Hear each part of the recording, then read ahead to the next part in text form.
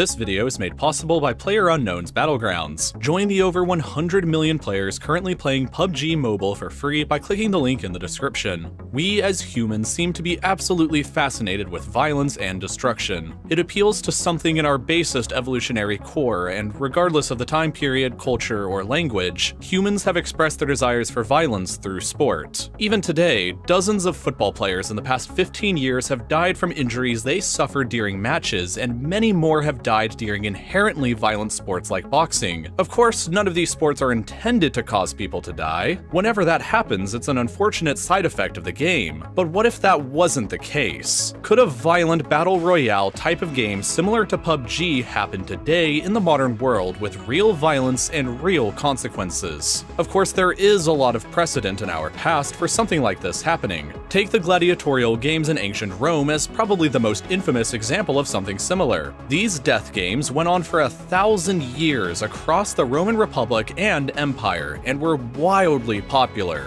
Wealthy Romans running for public office would sponsor games personally in the hopes of securing the spectators' votes, and the games eventually even became sponsored by the state in order to entertain their subjects. The gladiators themselves weren't just slaves or convicted criminals forced to fight either. It's believed now that approximately half of all gladiators that fought in the arenas were actual volunteers, who were doing it in the hopes of winning money, fame, and glory. Gladiators were the celebrities of their time and were often some of the most famous and wealthiest of citizens. To give you an idea of just how massively popular these games were to the Romans, Emperor Trajan celebrated his military victories in Dacia using over 10,000 gladiators and 11,000 wild animals over the span of just 123 days. The human beings who watched and participated in these death games were no different than you or me are today, which establishes that it can be within our capability to do something similar again. It may seem impossible today, but allow me to present you another terrible historical example that wasn't too long ago. The Nazino Affair. In the Soviet Union during 1933, Joseph Stalin deported 6,000 people he considered political enemies to Siberia. These people were all dropped off on a tiny island only 3 kilometers long called Nazino in the middle of a river in the middle of nowhere, given only flour to eat and only very simple tools and supplies to survive with. Guards stood around the island for months with orders to shoot anybody that tried to escape, while society on the island almost immediately broke down into borderline anarchy. Gangs began to form on the island who used violence to dominate their positions. People were frequently killed in fights over the scarce supplies, all the while the guards watched from the shore and hunted those who escaped to the woods like they were wild animals. Cannibalism on the island became rampant as the flour ran out and thousands of people died. After months of this living nightmare going on, the Soviet authorities finally ended the situation by transporting the survivors somewhere else. But you can see from this example how when society breaks down in a densely populated area, life basically becomes a free-for-all battle royale with the survivors winning the most precious prize: life itself. It was physically impossible for 6,000 people to exist on a small remote island with no supplies at the same time. Supplies had to be brought in or people had to be removed. In a modern densely populated area, if an apocalyptic scenario happens and supplies like water run short, the same principle will likely become true.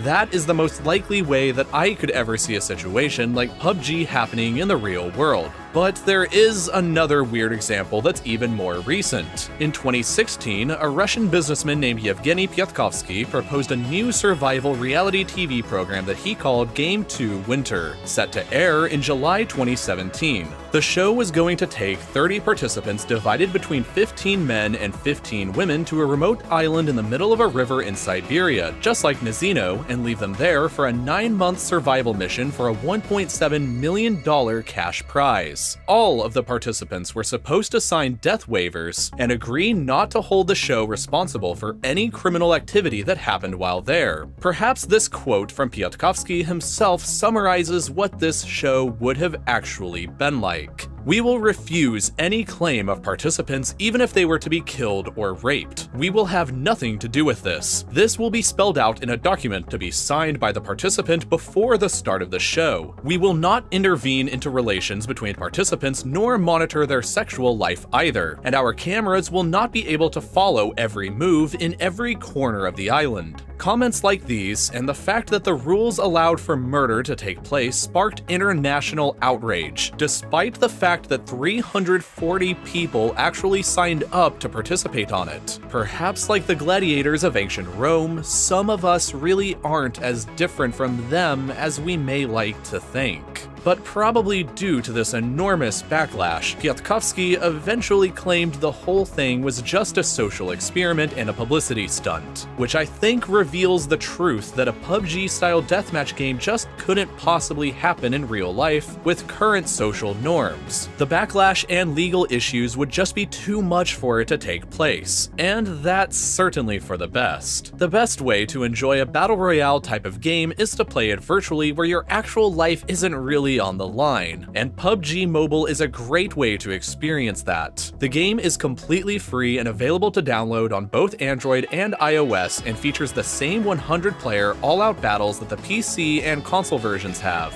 It's an authentic PUBG feel with 2 enormous and highly detailed maps, realistic graphics, intuitive and customizable controls, as well as a large selection of game modes like quick matches that only last for 8 minutes. You can play by yourself or in a squad of up to 4 players, so if it's something you're interested in, click the link in the description to download it for free and join the 100 million plus people who are already playing. Thank you for watching, and I'll see you next week for another new video then.